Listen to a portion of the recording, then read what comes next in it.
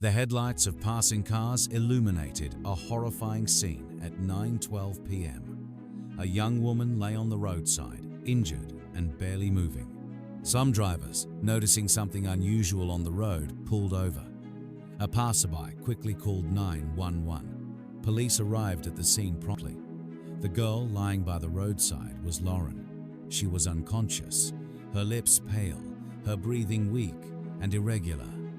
A few minutes later, paramedics arrived and worked swiftly yet carefully. As they lifted Lauren onto a stretcher, one of them checked her pulse seat was barely there, weak and fragile. Her condition was critical. Thank you for clicking on this video. Join us as we explore crime cases from around the world. Don't forget to leave a like if you enjoy the content and hit follow to stay updated on must-see cases. Lastly, take care of your health so we can meet again in future videos. Lauren Burk was born on the 30th of December, 1989, in the quiet suburban city of Marietta, Georgia, where she spent her childhood. She was surrounded by family, her parents, James Burk and Vivian Gerson. When her parents separated, Lauren and her siblings, her sister, Jacqueline Burk, and her brother, Chad Burkett, had to find their own way forward. Despite the divorce, Lauren maintained a close relationship with both her mother and father. They remained active participants in her life, supporting her in every way they could. She was an intelligent and talented young woman. Her classmates and teachers described her as determined, hardworking, and kind. Passionate about art and creativity, she pursued a degree in graphic design at Auburn University. As she began her college journey, Lauren became an active member of the Delta Gamma sorority, where she quickly formed close friendships. She was also a dedicated lacrosse player, known for her skill and commitment. Her involvement in various campus activities made her well known among her peers. She was the kind of person who left a lasting impression. In high school, Lauren met and began dating Sean McQuaid, a young man who would become an important part of her life. Their relationship was built on mutual support and deep affection. Even after graduating, their bond remained strong. Both Lauren and Sean decided to continue their education at Auburn University, where they pursued their studies while maintaining their relationship. On the morning of the 4th of March, 2008, Lauren started her day as she usually did. She and Sean had breakfast together over coffee, chatting happily as they enjoyed their meal before parting ways at 11 a.m. Lauren attended her scheduled classes, staying focused and engaged. She made her routine phone call to her father, James, to discuss plans for the upcoming spring break and a dentist appointment. Later in the afternoon, she went to Sean's dorm and spent the rest of the day with him, sharing happy moments together. Lauren had made plans to meet her classmate, Michael, to work on an assignment. They had agreed to meet at 8:30 p.m. Around 8 p.m., she said goodbye to Sean and left for the meeting. As she walked toward her parked Cara 2001 black Honda Civic near the dormitory parking lot, she had no idea that this would be the last time Sean would ever see her alive. When Lauren didn't show up at the library, Michael began calling her cell phone, confused by her absence.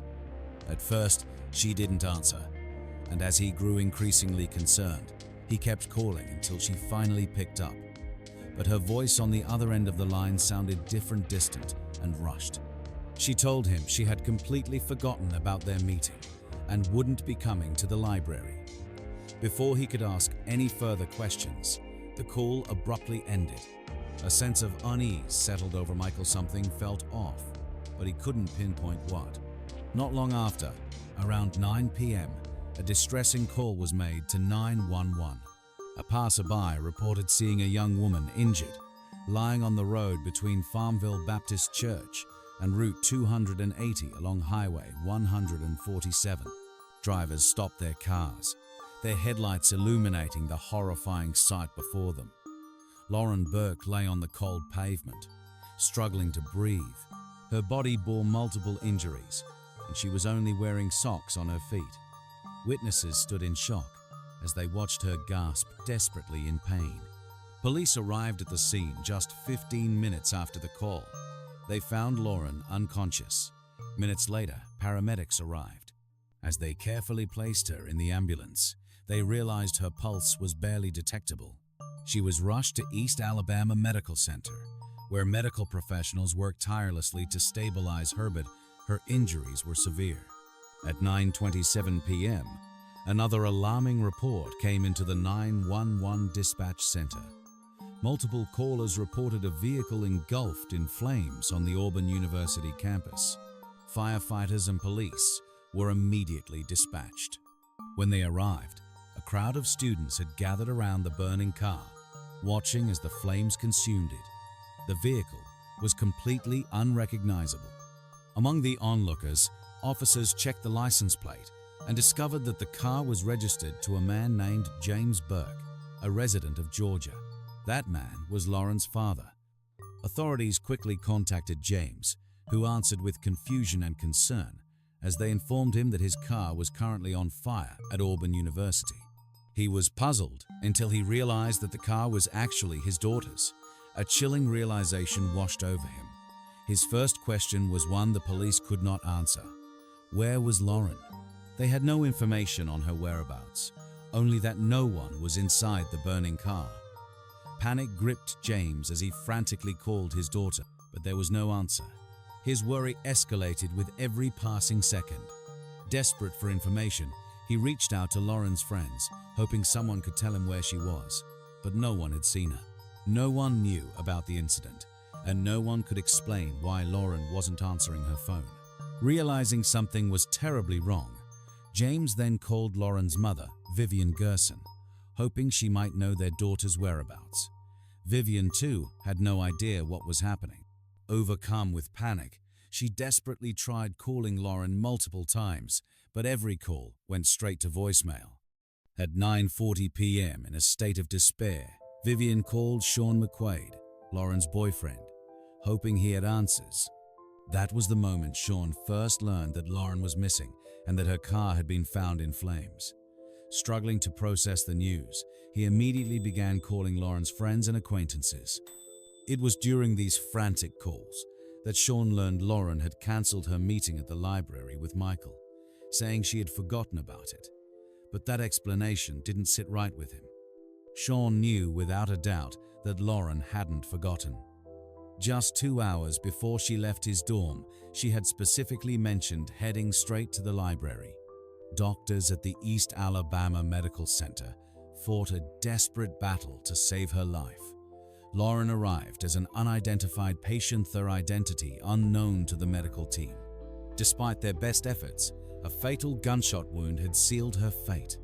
A forensic medical evaluation concluded that the gun's barrel was only inches away from her skin when the trigger was pulled.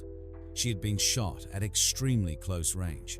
After nearly an hour of relentless attempts to stabilize her, Lauren succumbed to her injuries. She was pronounced dead. Meanwhile, police began piecing together the connection between the unidentified young woman at the hospital and the burned car discovered on campus. The link was quickly confirmed by comparing the registered owner of the charred Honda Civic to the latest victim brought into the emergency room. Authorities soon realized the horrific truth. The young woman who hadn't survived was none other than Lauren Burk. On the morning of the 5th of March, 2008, Lauren's father, James Burk, traveled from Atlanta to officially identify his daughter's body. Overcome with grief and devastation, he faced the heartbreaking reality of her loss. News of Lauren's tragic death spread across Auburn University, sending shockwaves throughout the student body. The Auburn University administration and faculty released an official statement expressing their condolences and urging students and staff to remain vigilant.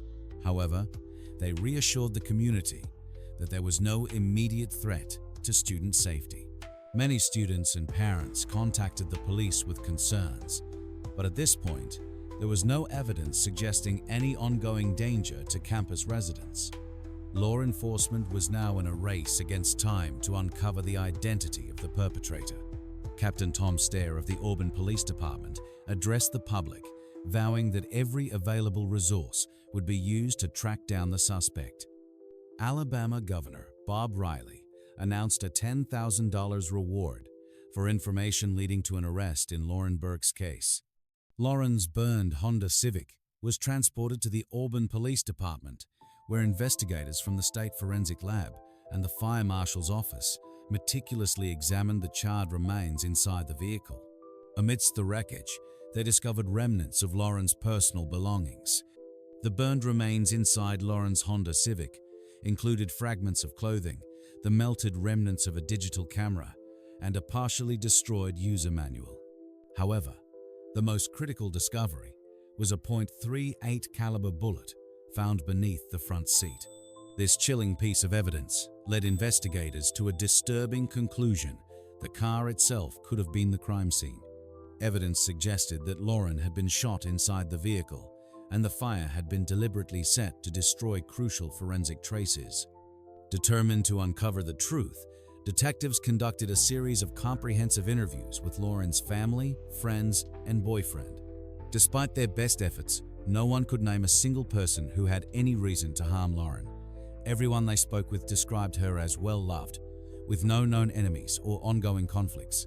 Investigators also turned their attention to Sean, as he was the last person to see Lauren alive. His dorm room was thoroughly searched, but no evidence linked him to the crime. Detectives then interviewed Michael, the classmate Lauren was supposed to meet at the library. His statement provided an eerie detail. When Lauren finally answered his call that night, he recalled hearing an unusual noise in the background, something resembling the steady hum of a moving vehicle. This revelation raised troubling possibilities. Was Lauren inside a car with someone she didn't want to be with? Was she trying to communicate distress?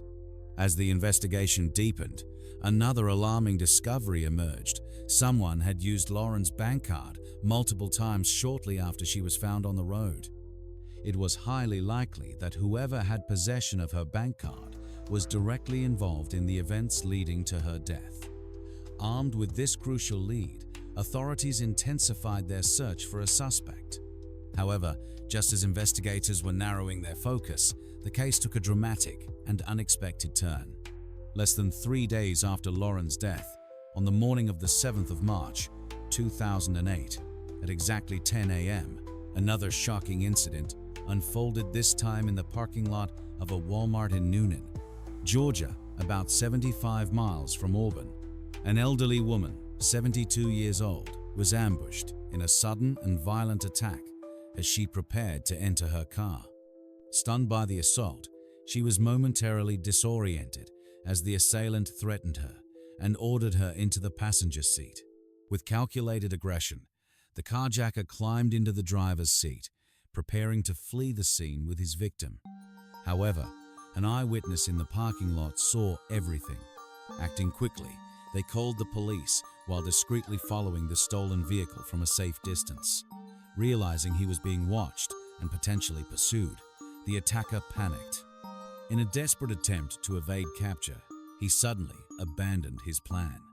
He returned to the Walmart parking lot and brought the stolen car to an abrupt stop. He then jumped out and sprinted toward a nearby silver Chrysler Sebring. Climbing inside, he sped off into the streets, vanishing before authorities could arrive. Authorities responded swiftly, and within hours, a high-speed chase unfolded, involving 4 police units in pursuit of the fleeing Chrysler as it sped toward Columbus, West Georgia. During the escape, the driver tossed an object out of the car window. Recognizing its potential significance, one patrol car briefly broke away to search the roadside. Lying among the dirt and gravel was a .38 caliber handgun, an ominous discovery that would later play a crucial role in the case. Meanwhile, the chase continued at breakneck speed. The suspect's vehicle soon began emitting smoke from under the hood. Within moments, the engine failed, forcing him to come to an abrupt stop in the middle of the road. Desperate, he flung open the car door, attempting to flee on foot. However, an approaching motorcycle officer, unable to react in time, crashed directly into the open door. The impact sent the officer flying over his handlebars, slamming onto the pavement. Miraculously, though seriously injured, he survived. The crash, however, bought the suspect a few precious seconds to escape. He sprinted into the dense forest lining the roadside, but law enforcement officers were relentless. They chased him into the woods, tracking his movements with precision for several minutes. Finally, officers caught up to him and placed him in handcuffs. The fugitive had nowhere left to run. The man in custody was soon identified as Courtney Lero Lockhart, born on the 20th of October, 1984. To those who had once known him, Lockhart had been a carefree and cheerful young man. However, his time in the military had changed him. In 2004, he served in the United States Army, but when he returned in 2005, his family noticed that something inside him had shifted.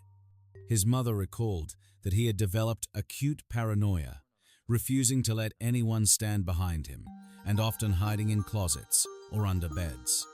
Whatever he had experienced left psychological scars that he never spoke about, but the consequences were undeniable.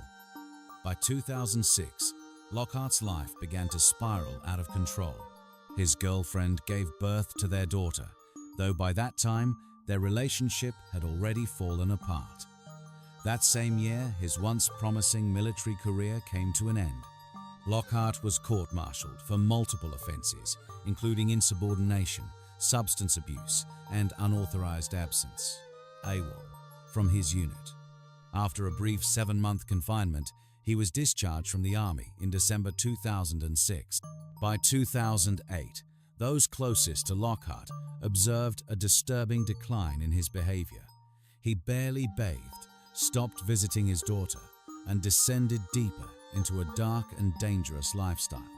Beginning in February 2008, Lockhart embarked on a spree of bold robberies, targeting women in parking lots. His method was chilling. He would approach victims from behind, just as they entered their cars, demanding their purses and belongings. In some cases, he attempted to steal their vehicles outright. His crimes escalated in severity, and tragically, one of these violent attacks would result in the death of Lauren Burk. On the 7th of March, 2008, after his failed attempt to kidnap an elderly woman in Newnan and his subsequent arrest following a police chase, he was taken into custody and brought to the police station for questioning. It was there, under the strict supervision of investigators, that Lockhart made a shocking confession. He admitted to kidnapping and murdering Lauren Burk. His statement was recorded on video, providing undeniable evidence, which would later play a crucial role in court. Further incriminating evidence emerged when authorities searched his vehicle. Inside, they discovered several personal belongings of Lauren, including an iPod and a bank card that had been used. Faced with this clear evidence, Lockhart recounted in chilling detail what had happened. The night of the 4th of March, 2008, according to his confession, Lockhart woke up that morning inside his silver Chrysler Sebring. He had spent the previous night sleeping in his car, which was parked not far from East Alabama Medical Center. He was homeless, desperate, and in dire need of money. The instability in his life had pushed him deeper into the cycle of crime. On the morning of the 4th of March, 2008, he actively searched for a victim. He focused on women. He had never attacked a man. The reason behind his choice of victims was never fully explained. But his actions that night culminated in one of the most senseless and tragic crimes Auburn had ever witnessed. After driving around the city for hours, he ended up on the Auburn University campus. He parked his silver Chrysler Sebring in a spot next to a student dormitory and remained inside his vehicle, watching students come and go. Time passed, yet he continued his silent observation, waiting for the right moment. At around 8 p.m., a young woman got into the car next to him, moving comfortably, completely unaware of the danger lurking just steps away. That woman was Lauren Burk. Without hesitation, Lockhart grabbed his handgun, stepped out of his car, and crept up behind her. Before she could react, he demanded to know how much money she had. Paralyzed with fear, and before she could respond, Lockhart shoved her into the passenger seat of her own car and slid into the driver's seat. According to his later confession, Lauren did nothing for several minutes. When she finally calmed down, She reached into her purse, took out $200, and handed it to him. She pleaded for her life, begging him to take the money and let her go. But Lockhart had no intention of stopping there. Instead, his demands escalated, ordered Lauren to take off her shoes. Faced with the terrifying threat, she hesitated before complying, slowly removing them. According to Lockhart, there was only one reason for this chilling order, believed that without shoes, she would have a harder time escaping. However, investigators later speculated that there might have been a far darker motive behind his action. Lockhart then started the car and began driving through Auburn's dimly lit streets, one hand on the wheel and the other gripping his weapon. Lauren did everything she could to persuade him. She tried appealing to his humanity, reasoning with him as he claimed that his life was over and there was no way out. She reassured him that he could turn things around, even offering to help him find a job, hoping to shift his focus. Suddenly, Lauren's phone rang. Lockhart ordered her to answer and say something that wouldn't raise suspicion. The call was from Michael, her classmate, who was waiting for her at the library. With no other choice, Lauren did as she was told. She responded in a calm voice, confirming that she had forgotten about their meeting. Before Michael could say anything else, she quickly hung up. Lauren refused to give up. As Lockhart continued driving, she kept trying to convince him to let her go. She promised she wouldn't report him, that she wouldn't tell anyone, but nothing seemed to change his mind. As they approached Highway 147, Lauren made one final desperate attempt to save herself. The moment she saw an opportunity, she reached for the door handle and flung the car door open. But in that split second, Lockhart's gun went off, critically wounding Lauren. She collapsed onto the pavement. Despite her injuries, she fought to stay conscious, weakly waving at passing cars, hoping someone would stop and help. But her strength quickly faded, and she lost consciousness. As her body lay motionless on the road, Lockhart watched from inside the car, realizing what had happened. He pulled into a nearby church parking lot and observed as more and more cars began stopping. He knew it was only a matter of time before the police arrived. He fled the scene, realizing that the evidence inside Lauren's car could link him to the crime. Lockhart came up with a plan. He drove to a gas station and purchased a can of gasoline using Lauren's bank card. Then, he returned to her car and doused the interior with fuel, determined to destroy any forensic evidence that could incriminate him.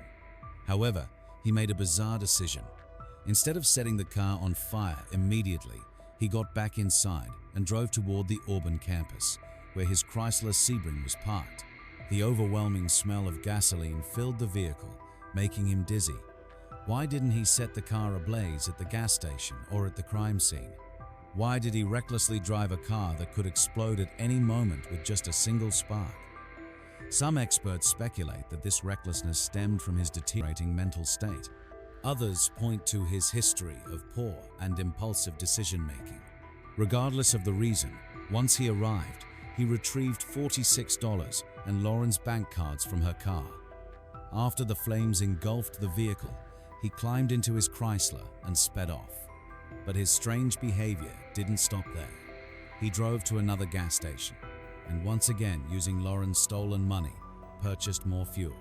Then, unable to resist his own curiosity, he returned to the scene to see if the fire had successfully destroyed all the evidence. Investigators later found his actions both brazen and reckless, indicating a man who was losing control of his own decisions. As detectives pieced together Lockhart's movements, they began to question the accuracy of his statements. While he claimed that he only forced Lauren to undress to prevent her from escaping, investigators were highly suspicious. Given his criminal history with women, it seemed likely that he had much darker intentions that ultimately he failed to carry out. Investigators also deeply doubted Lockhart's assertion that Lauren's shooting was an accident. That claim seemed implausible, especially in light of his background. On the 9th of March, 2008, Lauren's family and friends gathered to say their final goodbyes, mourning the loss of a young woman whose life had been tragically stolen. That same day, investigators conducted a second round of questioning with Lockhart, continuing to press him. The following day, formal charges were filed against him, including murder, kidnapping, and robbery. Prosecutors wasted no time preparing for trial. The trial began on the 8th of November, 2010. Lockhart's defense attorneys argued that his actions were the result of a mental illness caused by his military service. They claimed that he suffered from severe psychological trauma and that Lauren's death was a tragic accident. According to court documents, Lockhart pleaded not guilty by reason of insanity. The defense also attempted to portray him as emotionally underdeveloped and immature. However, prosecutors sought to counter this narrative by arguing that Lockhart's history of violent behavior and past crimes demonstrated that he was fully aware of his actions. The state attempted to present evidence of Lockhart's prior offenses, including his discharge from the military, a string of carjackings, and his history of assaulting women. However, the trial judge ruled that this information was inadmissible, deeming it prejudicial and unrelated to the specific charges in Lauren's case. Following the guilty verdict, the sentencing phase began with a detailed 28-page sentencing order. The judge explained the reasoning behind rejecting the jury's recommendation of life without parole. The court recognized the aggravating factors of the crime, particularly the fact that Lauren was unarmed and randomly chosen, making her especially vulnerable. The judge also emphasized the disturbing nature of the crime, forcing Lauren to remove her shoes, knowing it would leave her defenseless. 15 years have passed since the tragic death of Lauren Burk. Courtney Lockhart remains on death row, continuing to fight against his sentence. After his conviction, he filed multiple appeals. In August 2013, an Alabama court upheld his sentence without hesitation. He then appealed to the Alabama Supreme Court, which also rejected his case. In September 2014, determined to exhaust every legal avenue, Lockhart took his case to the U.S. Supreme Court. However, in April 2015, the nation's highest court declined to hear his petition, leaving his sentence intact. In 2018, Lockhart filed yet another appeal, this time with the backing of human rights attorneys. His new legal team argued that his original defense lawyers from the 2010 trial had mishandled his case. They claimed that crucial evidence had not been presented and that a stronger defense strategy could have led to a different outcome. While the court acknowledged some shortcomings in his initial representation, it ultimately determined that these flaws did not affect the final verdict. Once again, his death sentence remained in place. The legal battle continued in 2021 when Lockhart made another attempt to appeal his sentence. However, in April of that year, the Alabama Court of Criminal Appeals reaffirmed his death sentence. A man who took the life of a complete stranger has spent all his time in prison, filing appeal after appeal.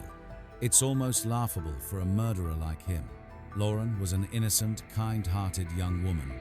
The death penalty is the fate that Lockhart rightfully deserves. Thank you for following today's case. Leave a comment below. We always appreciate and value your thoughts. See you in the next video.